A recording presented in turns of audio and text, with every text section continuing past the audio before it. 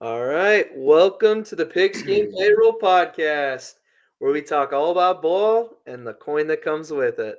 My name's Tony Storniolo, and as always, alongside me is Johnathan Thibodeau and Ty Marth. How you guys doing tonight? I couldn't be better. The other day, Ben Johnson signs with the Chicago Bears as the head I knew coach. you were going to jump right into this. I am doing excellent. This is the best I've ever been, man.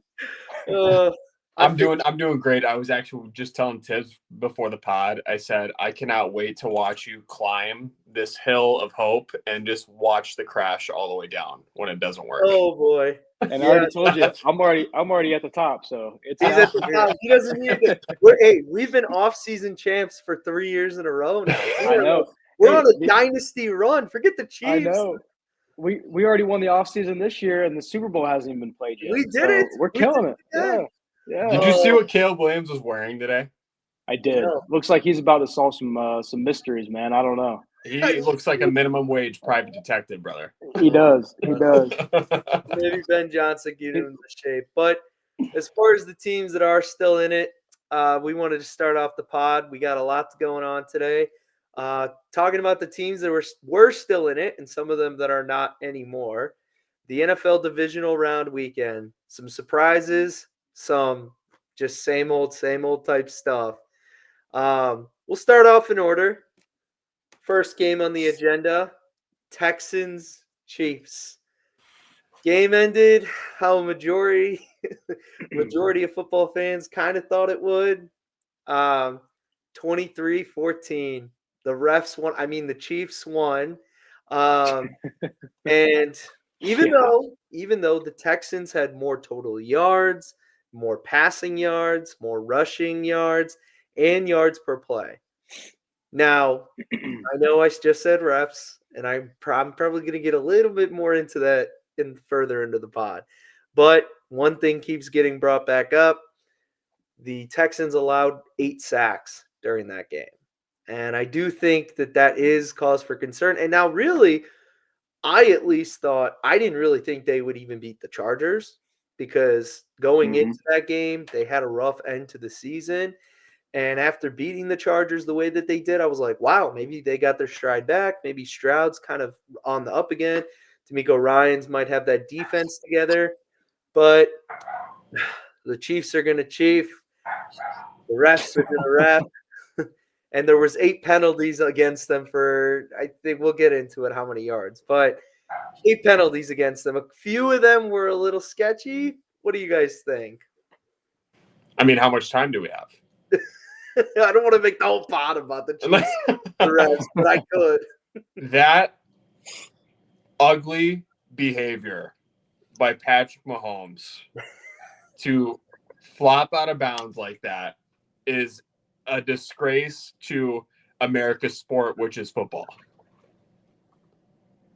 And that's the thing. Like, you'd think that was maybe the worst part of the game.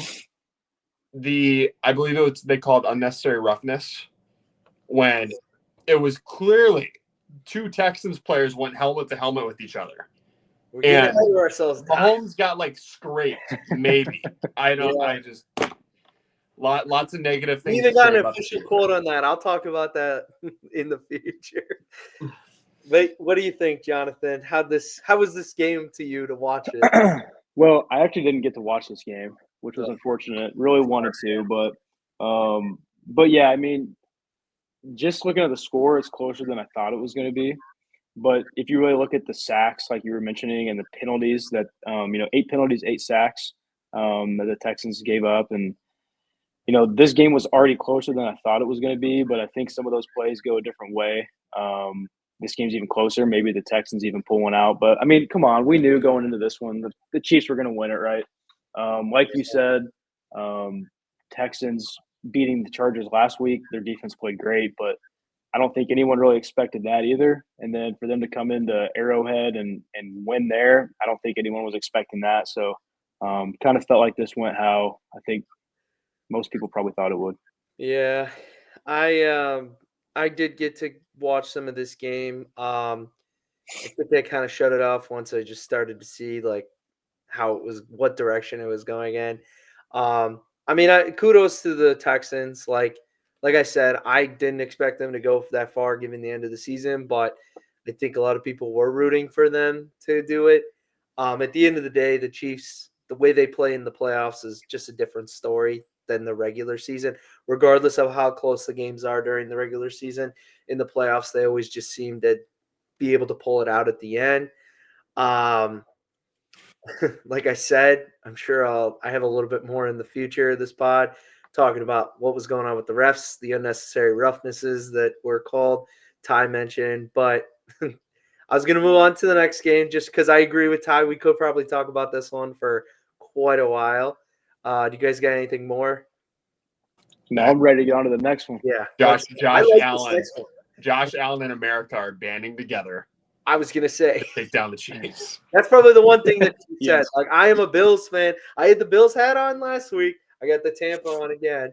But I will be cheering for the Bills just because, I don't know. I like the Bills too, and we'll get to their game. But Commanders-Lions, that was the second slotted game last Saturday. It did not end the way I think a lot of people thought it would end.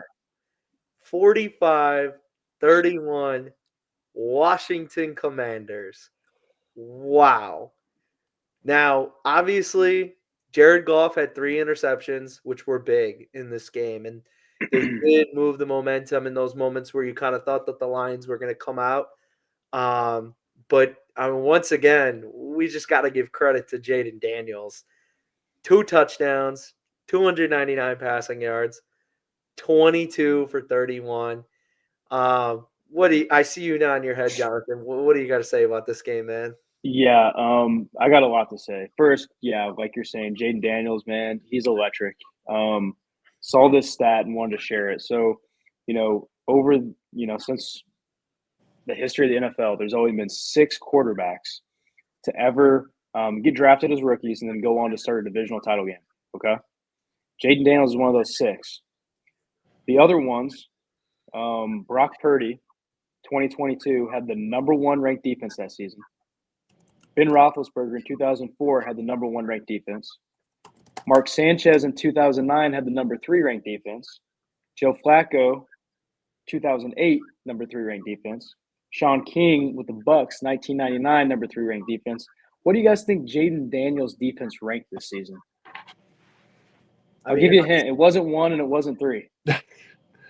Without looking it up, I would say I'm going to say 23. I'm looking at it, so I can't guess, but I'm sure. Yeah. 18. Wow. 18th. And hey, that's middle of the pack. That's not bad. But this defense didn't carry Jaden Daniels. Jaden Daniels has been carrying this team. They had the number 3 ranked offense this season. So he's killing it as a rookie. To come in here and do this is just unprecedented. We've never really seen this before. So he's a special player, man. But to kind of go back to what you're saying about no one really expected the Lions to come out and win this game, man. So true. And I think there were a lot of opportunities for the Lions to kind of come back. But at the end of the day, I'm not too upset. It was my Super Bowl pick, but the biggest Super Bowl for me now is just winning Ben Johnson, man.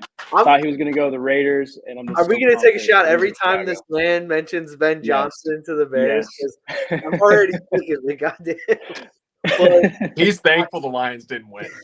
Yeah, so thankful. He's like, "Oh, it happened sooner. It could have possibly happened in 2 weeks anyway." Right. But I will say, I want to give kudos not only to Jane Daniels because 100%, but kudos, and obviously a lot of the Lions defenders were banged up for this game as well, and I'm pretty sure a few of the guys actually got injured in this game as well. I think it was their one of their safeties or corners. I forgot who it was.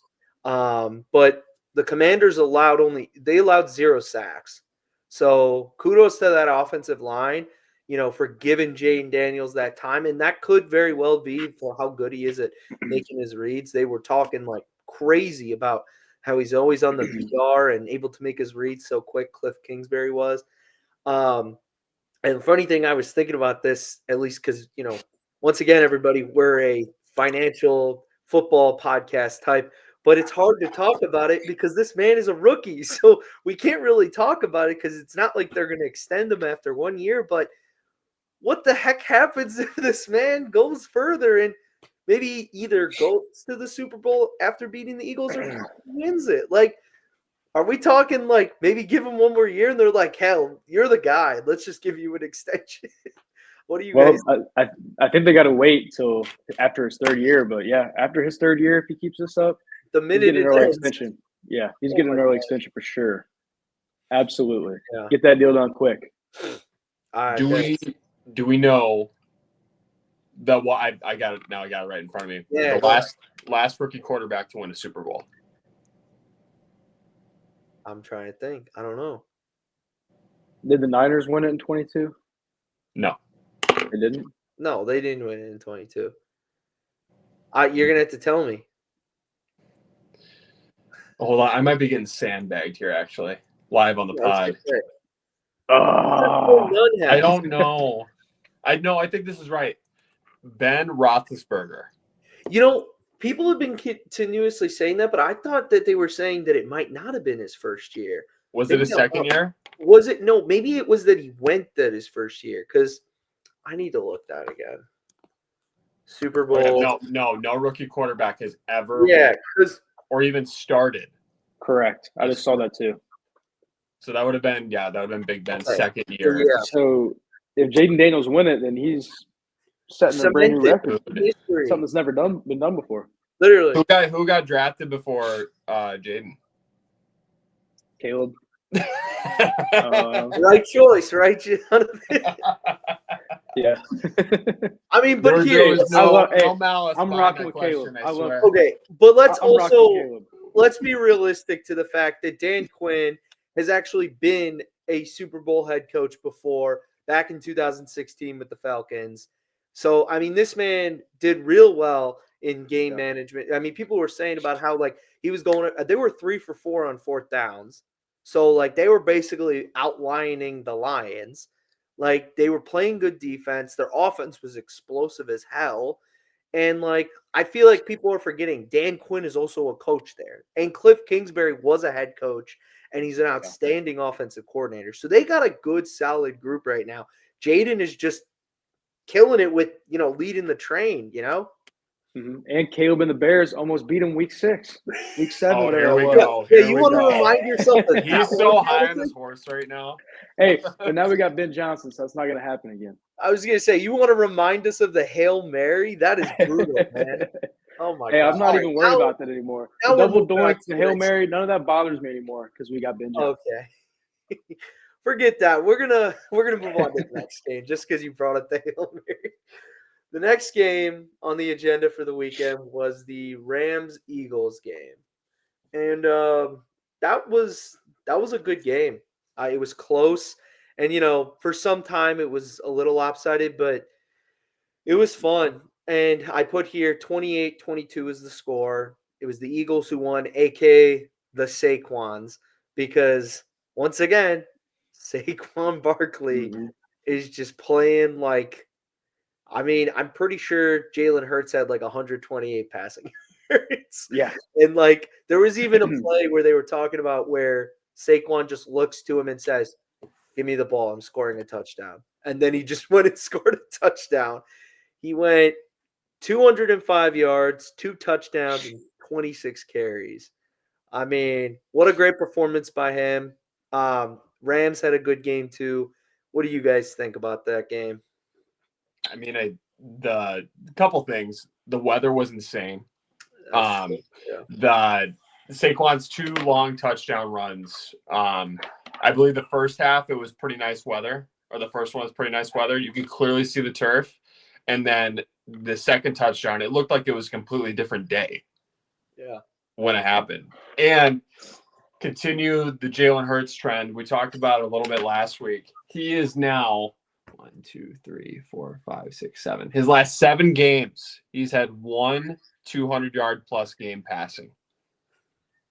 So I just, it's working, and I'll dive more into this with my overperformer, but I don't know if they can keep this up, but we'll see. I don't know, man. All I could think about watching this was, man, Joe Shane's got to be sick. Sitting on the couch, watching this game, man, watching Barkley all season. Man, he's got to be sick. That was the move of the offseason, man. Yeah. That was it. 100%. Yeah.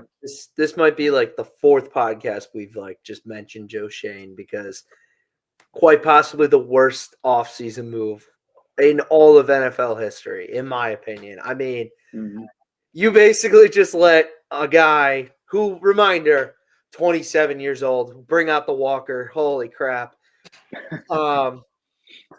You let a generational, absolute first ballot Hall of Famer walk out the door because, age isn't just a number. It's all of the thing that matters with running backs. Remember that, Joe. 27, no go. But, yeah, I mean, Saquon was awesome in this game, and the Rams fought back too. I mean, Matthew Stafford was playing great towards the end. They were could have won that game.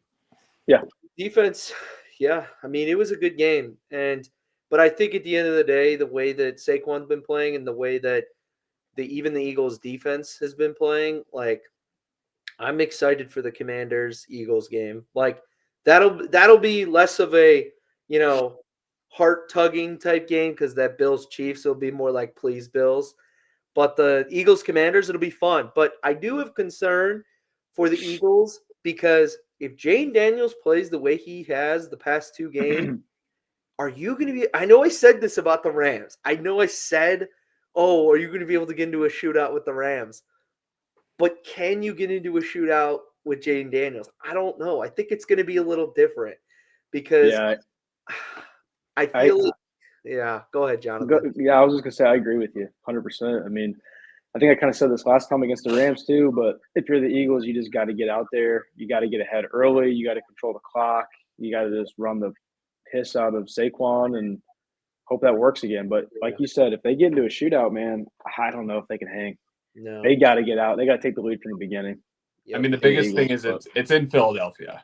So that too, I don't I know that they just won at Detroit, and like Detroit's got a super passionate fan base, especially the success they've had the last couple of years. But Philadelphia, it's a different animal, and it's a divisional rival. Yeah. So I think it's going to be a great game. It's going to be awesome. It's going to be a fun game to watch. I do hope it's just close. And honestly, watching the Commanders play the last two games, I do feel like they deserve to be there. And the Eagles, they've proved that they should be. So I'm excited for them. But who you guys taking in that game? The NFC Championship? Yeah. I only think because, and it's funny because you actually just brought up the stat. I think that the Eagles will win by a slight margin just because of home field, and because I think Saquon can run all over that defense. I have a feeling that Saquon might have like a monster game, just out of control. Okay. But I don't know. We'll have to see. I'd have to – I just have to take the Eagles because they're at home. But the way that Jalen Hurts been playing, like, for example, we talked about it when they played the Packers. Like, Jalen Hurts kept the Packers in that game by not being able to close it. He did. And this past week, like, once again, like, the Eagles were I can't remember how many points ahead they were, but they were ahead by a substantial amount when the Rams came back. I don't know if they can do that 3 games in a row, but then again, like, at the end of the day, this Washington kid, he's still a rookie quarterback. Yeah. So it's gonna be a great game, but I do think that this is gonna be the game that, hey, like, Jalen's gonna have to at least pass for over 150 yards. Yeah. At least, but we'll see. Yeah. I'm gonna go the Commanders just because I want to see him win. Not because I think they're necessarily going to win, but I just want to see him win. So, Tibbs has been terrible with this pick. So that's a lock for me. I can't get him right. So, I think it might come down to the Eagles' defense and how they perform, because, like I said, 0 sacks on the Commanders. If they can make that number change a little bit, getting some of those guys up front in the trenches, just knock them down, and as skinny of a guy like as Jane Daniels is, like, they can knock him around. So I don't know. That's in my opinion. I think that's the factor there. And, if Saquon plays well, he plays well. But all right. Well, the last game of the weekend, which did not disappoint, but one person disappointed, and we'll get to him, um, was the Bills-Ravens game. This was the heavy game of the weekend that everyone was anticipating. It did end 27-25 in the Bills' favor. The Ravens had more, like as I said before about the Texans, Ravens had more total yards, more passing yards, more rushing yards, more yards per play. But it all came down to the last minute, last play of a 2-point conversion. Completely open, Mark Andrews, and it went in his hands and he dropped it.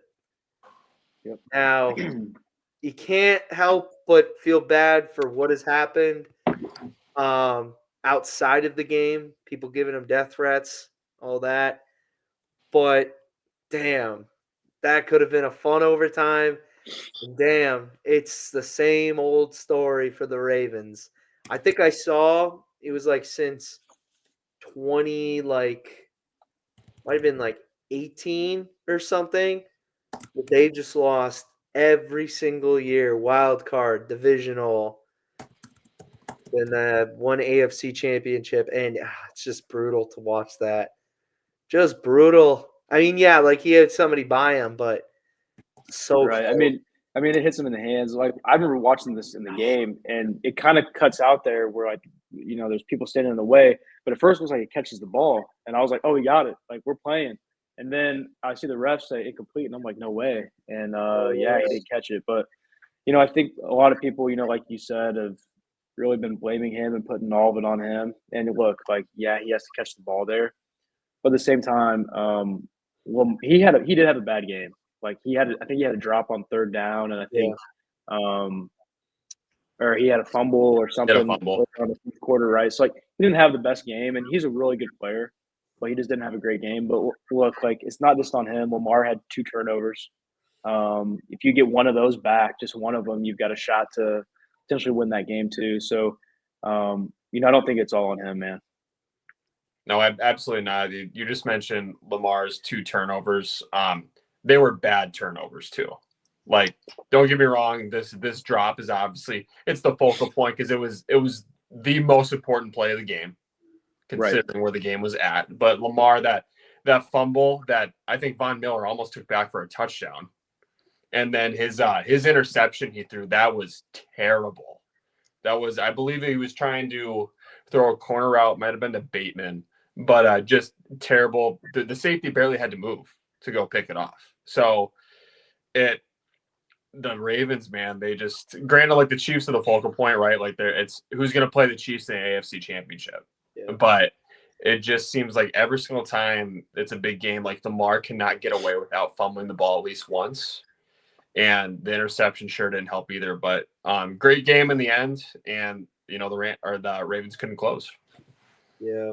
I mean, great game, definitely till the end, and I just love seeing those two juggernauts go at it. I mean, how can you not love football like that? In Buffalo, snowing a little bit. It snowed there too. Cold game. Josh Allen plays like I mean, at this point in his career, he's just awesome. And that's why I'm hoping things work out for him next week. But yeah, as far as the Mark Andrews stuff, Tibbs, I know that you had actually the comparisons because I had put, there's been some reports of people saying maybe the Ravens should trade him. Maybe they should, not sign him again. Like he's getting old or just get rid of him early and everything. And you actually compared. So if you want to break that down real quick. Yeah, absolutely. If it's me, I don't think I'm trading him. Well, the You know, NFL, he, he led the NFL he's tight ends and touchdowns. right. He's a stud. He had 11 touchdowns, right? But I think there's also a rising star on your roster at tight end too, Isaiah Likely. He had 6 touchdowns, and they run a lot of 2 tight end sets. And I don't think they're going to get away from that anytime soon, as much as they run the ball. So I don't think it makes a lot of sense to trade him. But I did look into the financials a little bit, right? So he is 28 years old, and he's got 1 year left on his deal. He's got a $17 million cap hit. So if they wanted to move on, they could trade him. I don't think you're going to probably get a lot for him just because he's a tight end. You might be looking at a day 3 pick. They could save $11 million. And then they could use some of that money they're going to save to potentially just re-sign Isaiah Likely early. He had 6 touchdowns last year, and I think he's going to end up being that guy for them. He's only 24 years old, but I do think there's some interesting teams that he could potentially be traded to if they did decide to go that route. I think the Colts, potentially the Broncos, both those teams have really young quarterbacks on rookie deals. So like they could afford to bring him in, and I think it makes sense to give them a weapon like that. And then I think, the Chargers and the Rams too, potentially might be teams interested. But those teams might also look to draft a guy in the first round. I know, before the pod, we were talking a little bit about Tyler Warren from Penn State, another guy, Colson Welcome from Michigan. Those are going to be guys that go early in the draft. So maybe teams won't want to, trade as much for an older tight end when they could draft one instead. But there's some options here for him for sure. Absolutely. So well, that's actually a great transition because you were just mentioning a few college guys. So I wanted to transition to the next topic. So a topic that I've wanted to speak on for a while now. We just haven't had the time. We've had a lot. I mean, there's a lot to talk about in the football world. But I think since we've mentioned it so much about the House settlement, I figured it made sense for us to discuss a little bit about what's going on with the college sports and what is the House settlement. We've mentioned it on the pod multiple times. So I was just going to give a quick breakdown. Maybe we could even tag when we post everything, the actual articles and everything, but we'll figure that out. But for those of you who don't know, who's listening to the pod, the House settlement that's affecting, NCAA and college athletics as a whole is basically a lawsuit that was filed by a college athlete, Graham House, who represents pretty much all of the college athletes in NIL, filed in 2020. A bunch of other lawsuits were put together because of it. And it has like 2 parts to it. So the first part to it is that there's the back pay. It's expected to be around $2.78 billion, which will be distributed from the 10 years from, I think it'll be 2024 now, for all the athletes that were in all of athletics over those past 10 years. And each of the athletes will be able to get a certain amount of money from the settlement based off of their time playing in the sport, the potential market value on the college, basically what they would have made from like the NIL money that all the student athletes are making. So for instance, like, your Johnny Manziel or something, it's probably going to make more than your walk on at like Tulane University or something like that. But they're going to do like a whole analysis. So that's the part that, that'll affect all the old athletes. What we love to talk about, and we have mentioned before, is the settlement money that's going to affect the current and the future athletes. Now, this is the system that's going to be implemented going into, potentially going into next fall. The new settlement system, or the House system, basically the schools are going to have a 22% cap of their school's revenue that they can use to divvy up to all the student athletes, every single one of them that they can use. Now, this doesn't mean they have to spend a certain amount. It's just that they can only go to that number, whatever 22% of their budget is that they make in. So they're not required to spend a certain amount. Now, this will be TV contract money, ticket sales, sponsorships, but not the donations that go to them. So it kind of sounds like how the NFL does it, the NBA, all the professional sports. Every year, it'll be like a 4% escalator. So after a couple of years, it'll be more than what it is for this upcoming years. And then, there's some other things, such as one big thing is that scholarship caps, which have been a big thing in college sports, they'll be removed and eliminated in all sports. But now there'll be roster limits. So just as like, the NFL is the 53-man roster, same thing with a college football team. They'll have a roster limit. So then there'll be stuff such as, the school will be able to determine how much they're actually paying to each sport and everything. And then as far as the NIL implications, which is more about like, the marketing stuff, the only big change is that all those pay for play deals that we've talked about, the ones where I said like you blink twice and you get money, they're not going to allow for that anymore. So A booster is what they consider them, or what they have been considered in the past. Those types of deals will not be allowed anymore, but it will be through directly to the school, and it'll be the revenue sharing is what they're considering it. Now, this doesn't mean that those collectives will go away. They'll just kind of change, or they might come in-house and everything. Now, the big thing that's been talked about is Title IX, which has to do with, the opportunities for both women and men in the sports. In the past, the president has said, oh, this is different because this is not opportunities, this is compensation. So, the little loophole. But just recently, the Department of Education decided that this revenue sharing money will be considered athletic financial assistance. So the way that the schools were planning on doing it was that they were going to do like 75% football money because, that's where the big bucks are coming from. And then, all the way at the bottom, you might get like what am I trying to think? Like a golf women's team who might not be making as much money get like 1% or something. But because of this, what the Department of Education just said, now they're going to have to balance it out throughout all the sports. So we'll see how that plays out. But the big things here, the settlement will be approved in April by the same judge that did Ed O'Bannon case. If you don't know, that's kind of what started the whole NIL stuff. And then the players that are actually in the lawsuit are trying to form their own players association. And lastly, this could literally, all this huge amount of information I just spat out at whoever's actually not shut it off yet might start next fall. So, my God, I can't believe I spoke that long. But thank you for bearing with me, you guys, and whoever's listening. But what do you guys have to say about this? This is a ton of stuff that's coming our way, but I'm excited to see where it all lays out. Well, I think a really important question we need to know is that, so this 22% that's going to go to essentially the athletic program, what percentage of that 22% goes to football, men's and women's basketball, and then essentially like everything else from there is kind of a free-for-all. But I think keep it black and white. Obviously, the football team will get the big bulk, but like what's the right percentage and what's the wrong percentage? Well, I think that's going to be the big issue, right? Like that's the biggest thing that I see a problem with if Title IX does apply, right? And that's what Tony was just kind of talking about, right? Because now it looks like it's going to apply. So that's like, if it sounds like to me, it's going to have to be split more evenly amongst each individual athlete. So like, there's going to be different roster sizes for a football team versus a volleyball team. Yeah. But I would assume every single player is going to have to be able to make the same amount of money.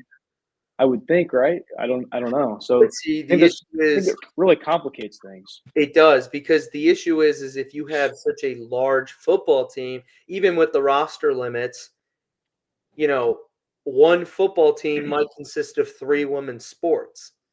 So maybe more. You might get an issue where if you are trying to preserve your football team, but you're like, we need to balance it with the opportunities for the women's sports. Now you might just have one football team and like one other male, like men's basketball, and then you might just have a bunch of women's sports. But you also have to have a fair amount of opportunities for the sports that you have. So I think you have to have. The thing is like, are the opportunities the money or the opportunities the actual opportunities for sport? Right. That's the thing. Like it gets confusing there.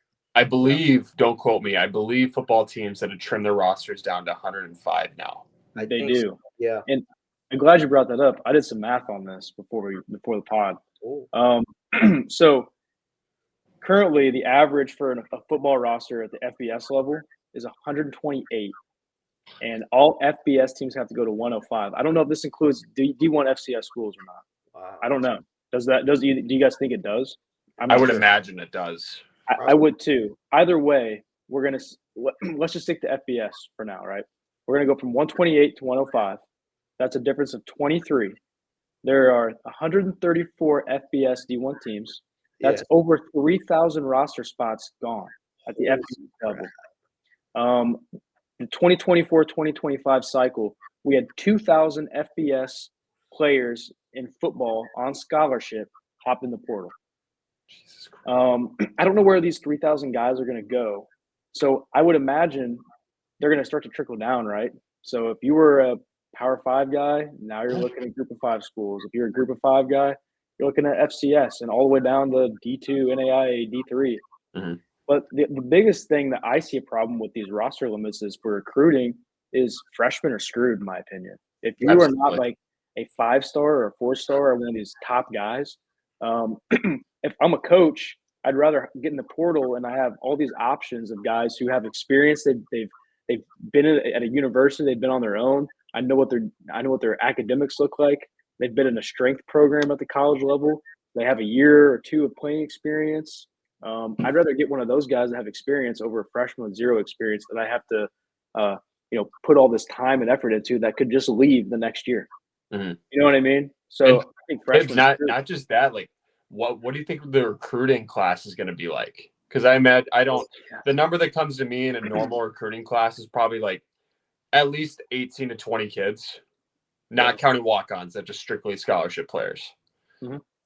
That, considering with the transfer portal, and my favorite thing is when I see these kids who are in high school, they commit to their school and they post the graphic on Instagram, and I just think, well, I can't wait for you to post the graphic that you're entering the portal in a year from now. So, what's it get like? Do you think, and this is totally spitballing here, do you think we'll see classes maybe drop as low as maybe 10 to 15 because teams are going to be like, well, we'll just hop in the portal and see. Why not? I would think so, yeah. You got think guys so. that have proven themselves at other college, places, and they're gonna see their talent there against competition that they're playing against. I would probably same thing. I mean, it's the discussion in the NFL. Like, do I go draft or do I go free agency? That's the same discussion here. Do I go Mhm. portal or do I go recruit? Mhm. And like obviously it's different with draft and recruiting, but like at the end of the day, it's like a guy who hasn't played at this level yet or a guy that has, but he's a little bit older. And it's gonna be interesting. I think one thing from what you guys are saying as far as like changing up the structure of how it's all gonna go that intrigued me was, that 22% is gonna be different amongst different schools and different conferences. So in my eyes, this is all just leading to another split of like subsections of D1 football.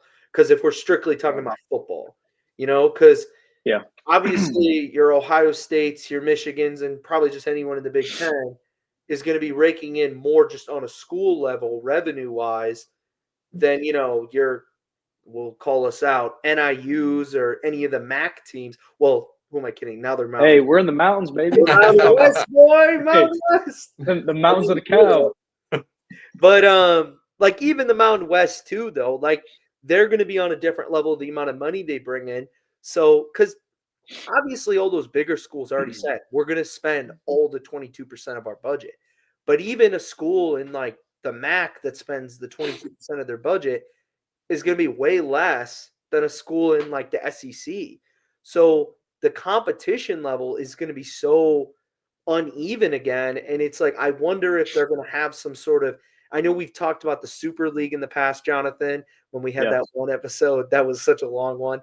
Are they going to have to do something like that? Are they going to have to, restructure? Are they going to have just a super conference, which has been talked about before? Like, I'm intrigued to see where it goes based off the money. Yeah, that's a very interesting point.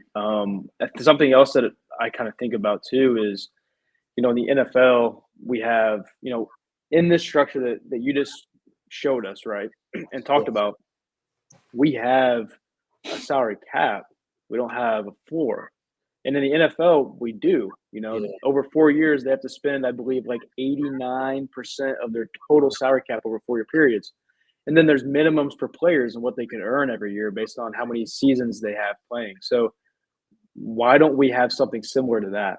Yeah. You know what I mean? I think from a recruiting perspective, we're going to end up needing something like that because I feel like a player needs to know that they're going to at least make a minimum amount of money wherever they go, no matter what school they're going to. I don't know. That's just my 2 cents kind of from a recruiting perspective. But what the hell is going on? I don't know. I mean, it's almost like these rules are just complicating things more, in my opinion. It kind of is, yeah. I kind of thought reading this off would be like, oh, yeah, that makes sense. But instead, it just makes me have a lot more questions. Like, because they even talk about what is it? There was something I didn't mention, that the document, the settlement, is going to include a reporting requirement, which that's been a huge discussion for a while, like reporting. But it'll Yes. be the reporting of these revenue sharing deals for all the athletes through the school. Mhm. But my question is like, because I mentioned the collectives and they might come in house, who's going to determine what true NIL is and everything? Because that's what they're saying. Like, oh, true NIL. Well, already the school directly paying for like the true NIL, it's not really like, oh, I'm paying them because we use it in marketing stuff. No, you're not. Like, you're paying them because you want them to play football on the field. Like, don't BS me. And like, at the same time, if you get some of these collectives at these bigger schools, they're like legitimate entities. So, okay, maybe they did make a legitimate marketing deal with the student that's a fucking 5-star and everything. But guess what? Like, they only did it to get him to go there. Like, once again, you got Phil Knight at Oregon. Like, sure, he'll set you up with like a really cool commercial, but the true intention of it was still to just get you to go play football there. It's a donation, Tony. It's just a tax. Yeah, it's a write-off. donation. Nothing wrong with Yeah. it. Well, just we're nice donors. Like, that's the thing. Like, they need some sort of, you could put all these rules in there, but you need some sort of like entity that can kind of just be like, yeah, we're not stupid. We know how this all works. Like, that ain't it. Mhm. Like, you can't be doing that. Would you guys agree that it's like they're playing around with this so much, like down like what we're talking about right now? They'll have rules for it now in 10 years for sure. Yeah. I hope But so. they're just going to keep playing with their feet essentially and just saying, well, like they're right. This was not working. We have to do something about it. It's like, we told you. It's so vague and broad right now that like, yeah, well, what is NIL now then? So who knows? Yeah, I think what we're getting at is this is just the beginning.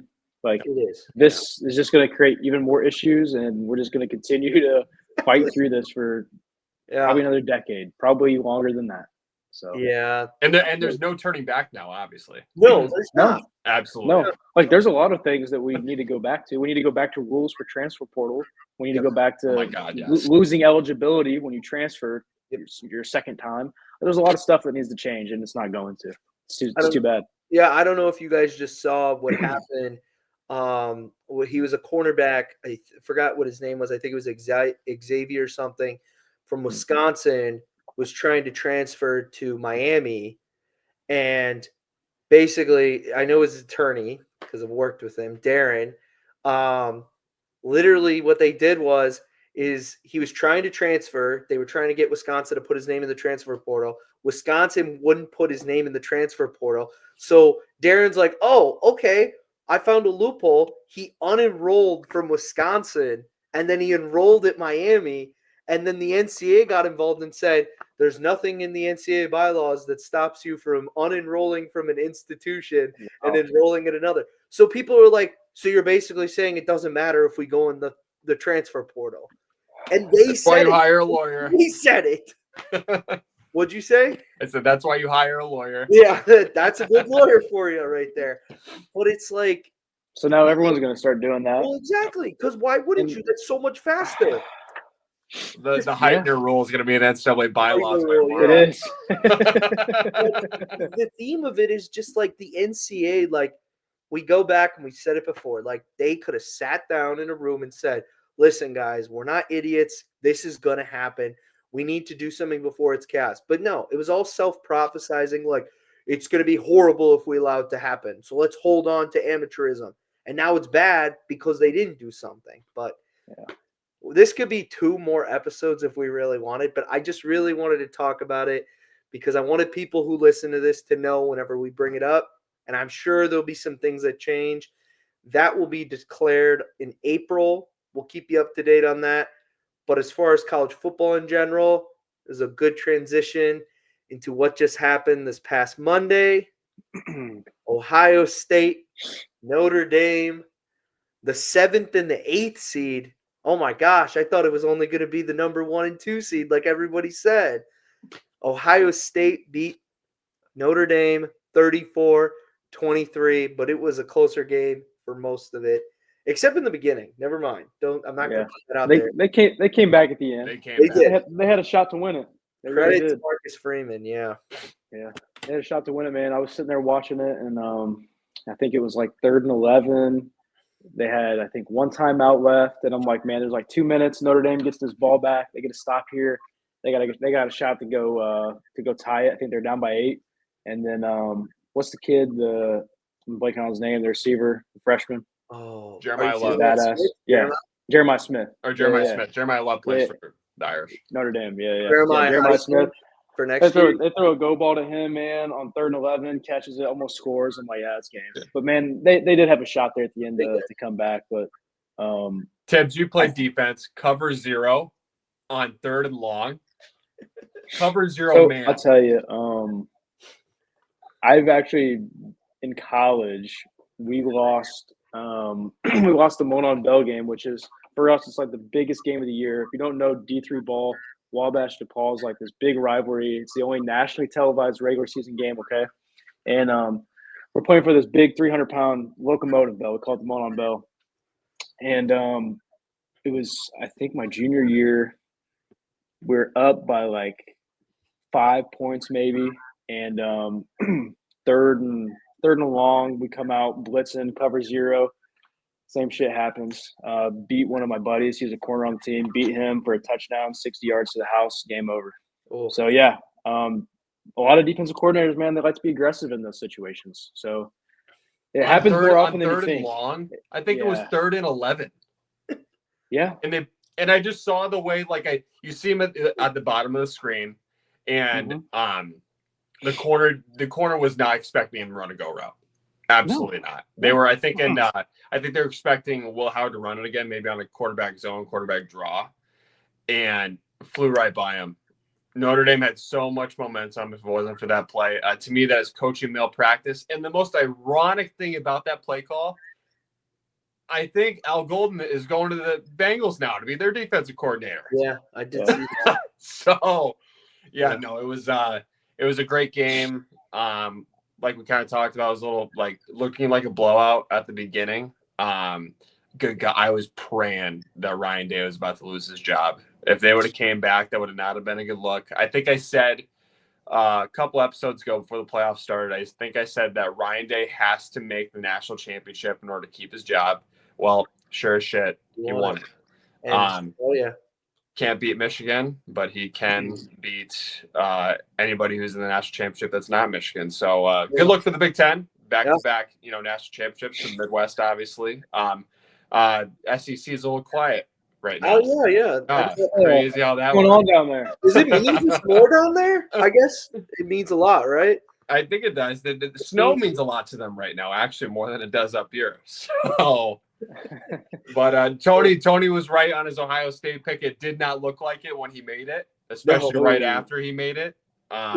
If you look at a few episodes back when we talked about I think it was when the bracket was finalized, the thing I said, and we could even replay it if we had it, but we don't probably.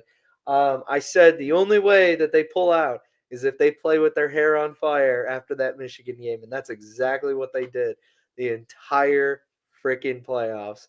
And we said, like you said, Ty, like they can win championships. I mean, will Ryan Day beat Michigan, or is he just going to continue winning championships? It's like, who needs to beat Michigan when you just hold up natties, Did you guys see Dave Portnoy? No, what did he say? Well, so you guys know he's in Michigan. Oh, huge. I think he went there. Don't quote me on that. He did. But I think he went there. He did, yeah. And I'm assuming him and obviously all the other Michigan fans, I think they love this. They're like, you guys won the national championship, but you couldn't beat us when we were. I think they finished 8-5. Yeah. Don't quote me on that. Well, I mean, they're doing the same thing we would have been doing if NIU. They beat Alabama too. Oh yeah. If Notre Dame won, we'd be like, we're the champions. NIU, man. I was going to put up a banner, I said. I was ready to go to the stadium and put up a banner if Notre Dame won. I was so ready. Beat the national championships.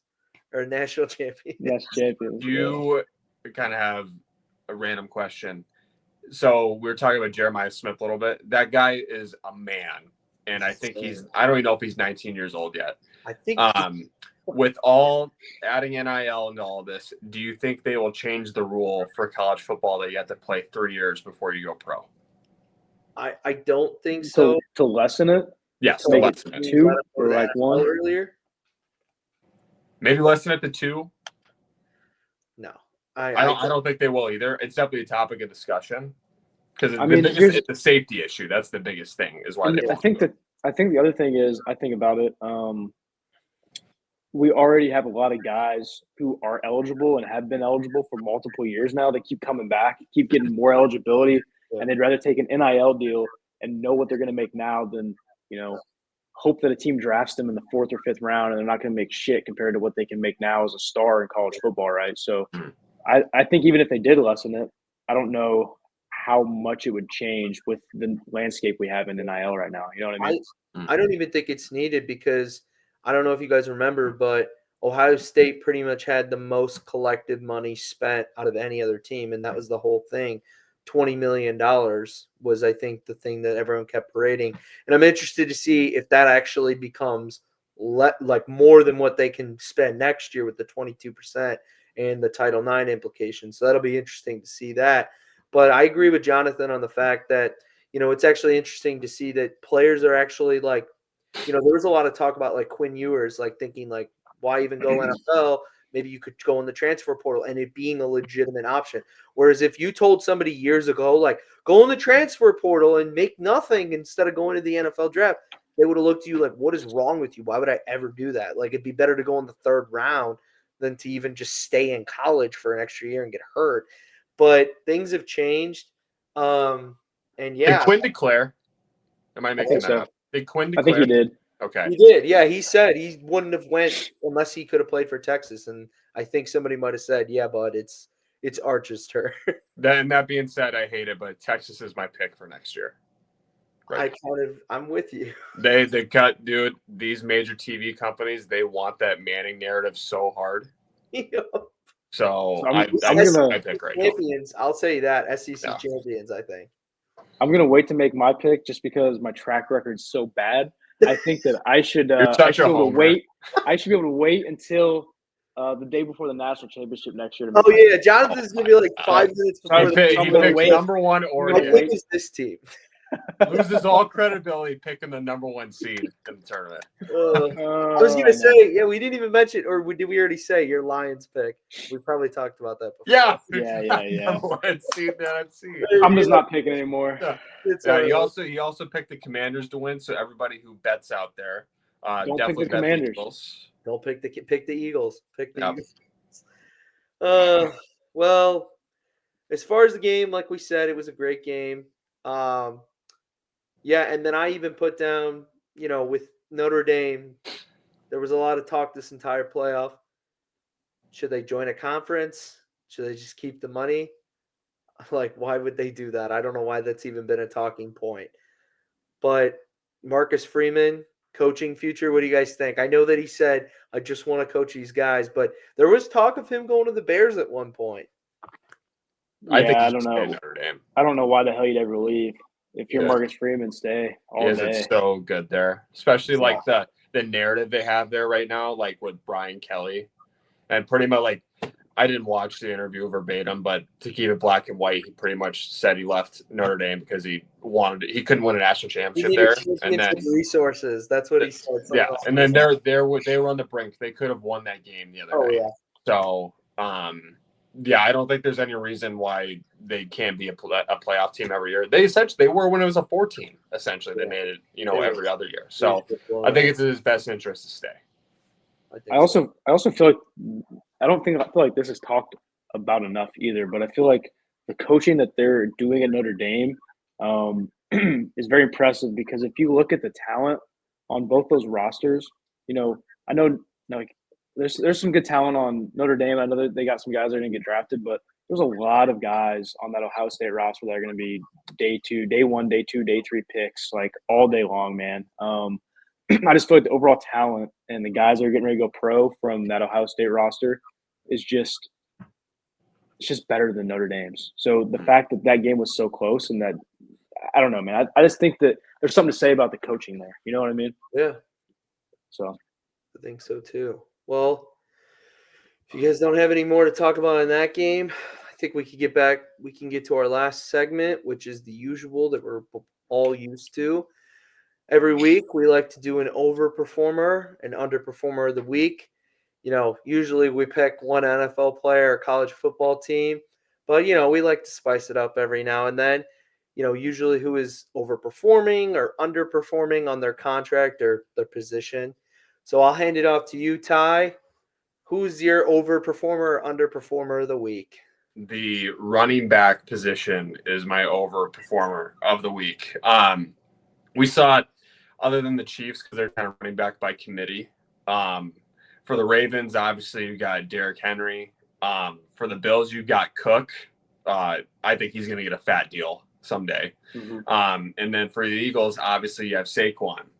And I wanted to talk about some data in regarding rushing offense compared to passing offense and then total offense of the last 10 years for Super Bowl winners, and to see if the Eagles can break the most recent narrative when it comes to rushing offense and winning the Super Bowl. So when do you guys think the last year was? So we're going back 10 years. I only went back 10 years. Out of these 10 years, how many times do you think a team finished top 10 rushing and won the Super Bowl?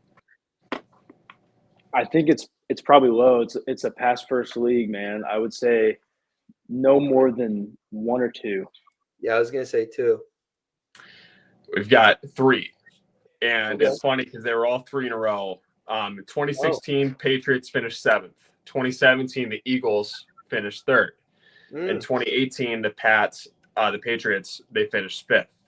Since then, we've had in 19, Chiefs 23rd. 2020, Buccaneers 29th. 21, the Rams 25th. 22, the Chiefs 20th. 2023, Chiefs 19th. Rushing for the 4 teams left in the league right now. The Eagles, number 2. The Chiefs, 22nd. The Commanders, number 3. And the Bills, number 9. Wow. So based off of those stats, what do we think? Do you think like the narrative is going to continue that it's no secret, like obviously we're to pass the league first now. But the 4 teams, do you think we can break the narrative here when it comes to rushing offense? Did you say that it was only the Chiefs that are outside the top 10? Yes. Chiefs are 22nd in rushing. They're 14th in passing. And they're 16th overall offense, which I do want to dive into that. Did you say that the Commanders are 3 in I was going to say rushing offense? So when they come, what are they rushing in passing? That surprised me. What are they in passing? Passing, they are 17th. Wow. Would not have expected that. I thought it'd be flipped.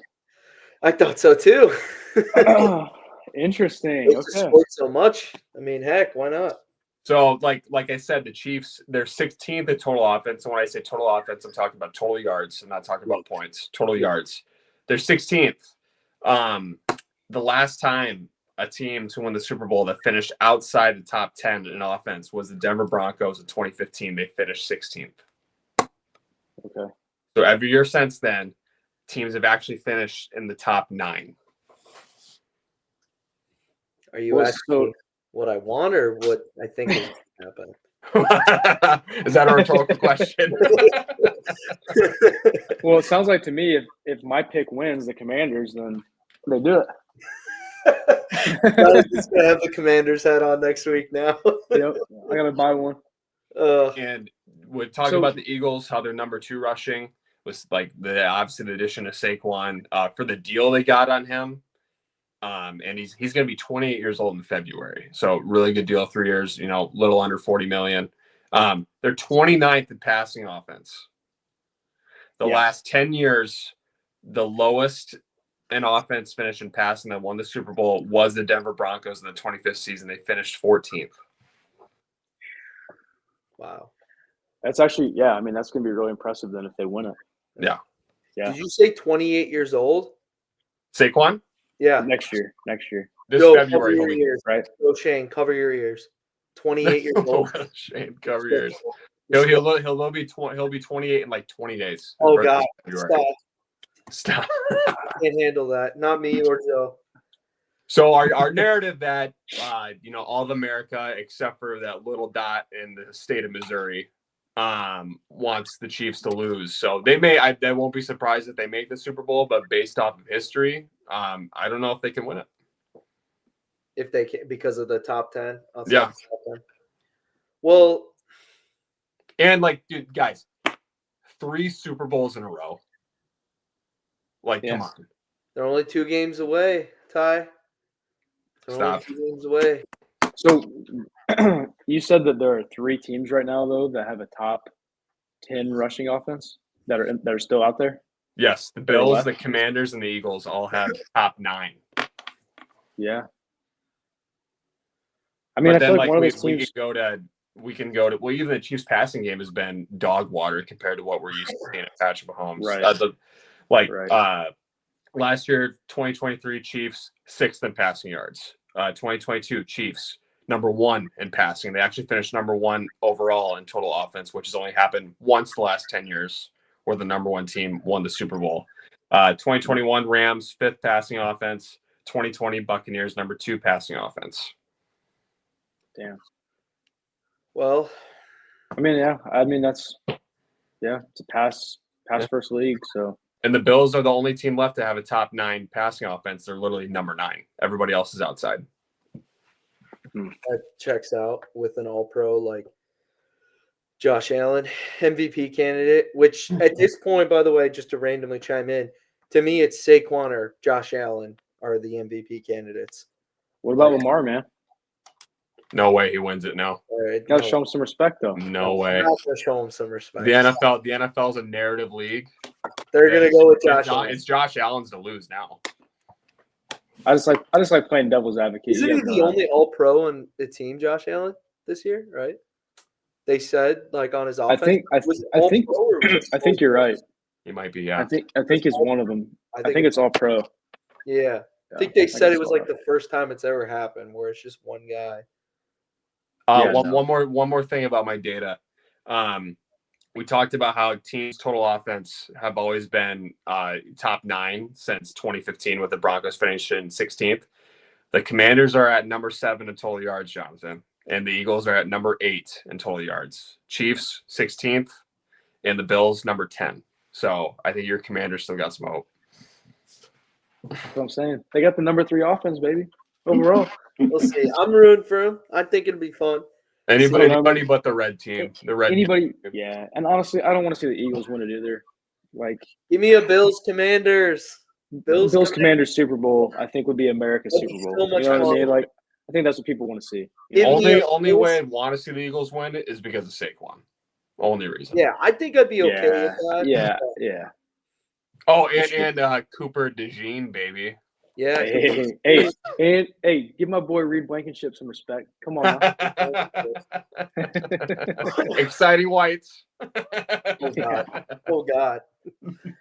All right, Tony. Speaking of really good players, about the Chiefs, and clearly we're being a little biased about the Chiefs, but I think that truly there is one guy on the Chiefs that I feel like he's so underrated.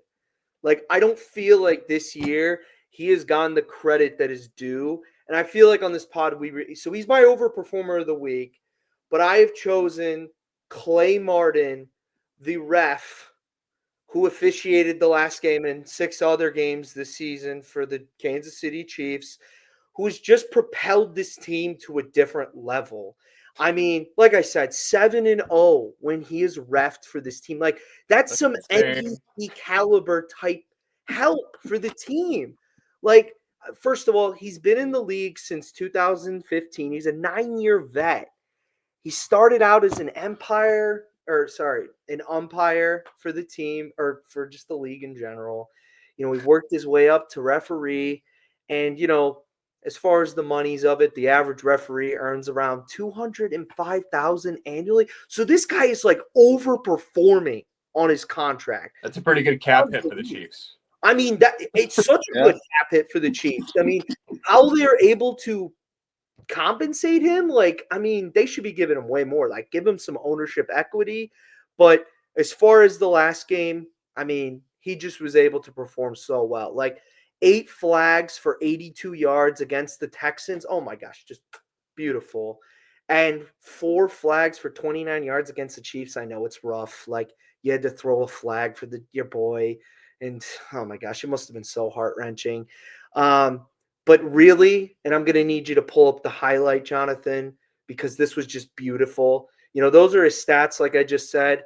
But the one play, the one beautiful highlight we really need to see that he performed so well was the double, I like to call it the double Texan clash flag. Oh my God, look at how amazing that play. Look, you can perfectly see it doesn't touch Patrick Mahomes at all. And he called an unnecessary roughness. It was so beautifully executed. He saw it. He probably replayed it a few times, consulted with like 5 other blind guys, refs, and like was able to just come up with a great flag. And, he even doubled down 2 days later and he said, so he slid, you can see, obviously. And when he slides, he's considered defenseless. Oh, poor Patrick. And, he had the forcible contact. He even said, there to the hairline, to the helmet. Well, it wasn't Patrick Mahomes' helmet. It was definitely the other Chiefs guy's helmet. Or sorry, the other Texans guy's helmet. First of all, it was also his second roughing the passer call that night. Clay, you outperformed so well that night. What do you guys think? This was such a great performance by Clay Martin. Beautiful. Football is violent and it should be banned. That was a malicious hit. And now because we're showing it, Tibbs is going to have to do the 18 and over disclaimer to post this video. Yeah.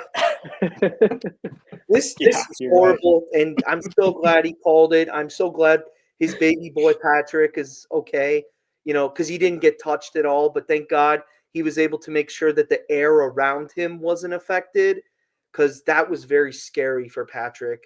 I see his head bobble a little bit. Hopefully he's okay, because I know he's never played a game of football in his life where somebody's touched him. So thank God Clay was there to make sure nobody could again. Hey, if Martin wants some real money, he should go ref a game where the Lakers are playing. He'll go thrive in the NBA. Oh, but yeah, that's my overperformer of the week, because Clay, you did such a great job in this game. You made sure. Now, obviously, all jokes aside, like I said before, the Texans did let up 8 sacks. But my God, guys, like, what was that play? Like, the fact that they looked at it and they're just like, yeah, no, we could see he got hit, and then just doubled down 2 days later. All I'm thinking about now is I shouldn't have went to law school. I should have started reffing Pee-wee football games 3 or 4 years ago, so I could go make $200,000 being an NFL ref and work half a year. That's true. Work one night a week. That sounds like a better job. That's what I should have done. Yeah, honestly, man. Did you guys obviously heard Troy Aikman and Joe Buck talking about it, right? Oh yeah. Their mics were hot, and I think it was Troy Aikman. He literally said, like, "Come on, like, what is that? What is that?" Yeah. Yeah. When you have them saying it, like, those are obviously like prominent voices in the NFL saying that stuff. Like, there's no hiding it anymore. You got a problem. It's so obvious that they're getting these calls, and all I gotta say, I don't know how many times I'm gonna have to pray and ask God for a favor this weekend to just like let Josh Allen go off. I want Josh Allen to just get like superpowers this next weekend. I want after this game to be tackled. I want the same behavior. I want it'd be so poetic if there's a call against the Chiefs and Patrick Mahomes throws another fit after the game like he did. I believe it was last year when that happened. You know who never gets these calls, right, Johnathan? Caleb Williams.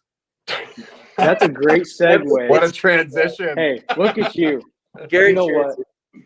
I don't know if anyone has made it this far into the podcast. We're over an hour in, but if you have, you already know who my overperformer is for the week. It's not even someone who's played. No one played. Didn't even play this week. Is it the McCaskies? No. Yeah, honestly, yeah. Thank you, George. No, get out of here. Thank you, George. No, this is Virginia's doing. You know it. No. George is in charge right now. And he got it right. He said, Ryan Poole said, hey, this is who I want to go get. I want Ben Johnson. It's going to cost me $14 million a year. And you know what McCaskey said? Go get him. And you know what? Tom Brady's over there crying. He wanted him to. He doesn't get them, man. I'll tell you what, man. The Chicago Bears are overperformers, man. They already won the offseason. We talked about it earlier. Hang the banner. I am so ecstatic.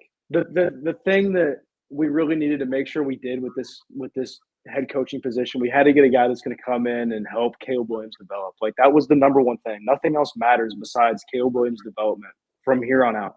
It is so important. And I was like, we're the Bears. We're going to hire another defensive coach, or we're going to hire someone who had the 26th ranked offense last year or something stupid. You know what I mean? That's what we do. And we went out. We got the number one candidate out there. And I'm just so pumped, man. How much did you get paid? I think it's between 13 and 14 and a half from what I've seen, which would put him like number 7. Could that have gone towards your offensive line or no? No, because it comes out of the owner's money. Yeah. But that's a great point, because I want to talk about that. Because that's the thing we've got to do this offseason now. The next best thing we can do for these guys to be overperformers another week in the future is once we hit free agency and they go get Trey Smith. You got to go give him a bag. Go make him the highest paid guard in NFL history. Go do it right now.